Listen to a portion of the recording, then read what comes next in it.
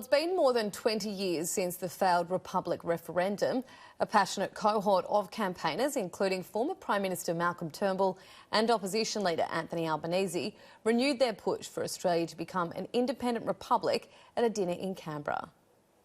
Republicans are more eager than ever to break away from the royal family. Prince Andrew gave an interview, and when he gave that interview, I think it reminded Australians, indeed, of why we need an Australian head of state. The 1999 two-question referendum failed 45 to 55.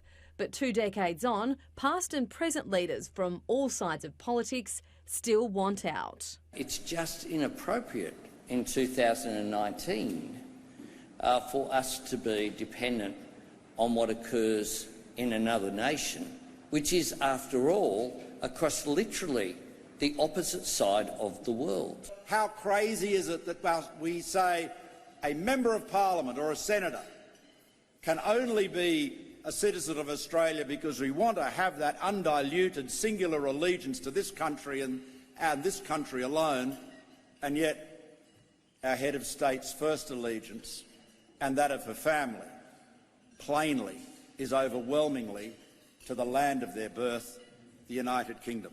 And to leave those chains behind us. The movement is pushing for a revival. Many believe the referendum failed due to the division among Republicans on the finer details and process. Malcolm Turnbull headed up the 1999 campaign and says this time he would do it differently.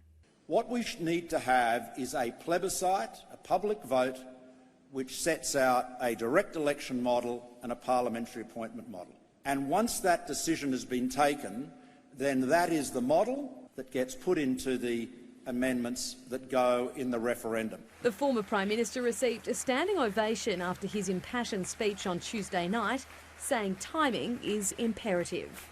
The next time this issue will be at a point where you could confidently predict people will say, yes, we'll be at the end of the Queen's reign.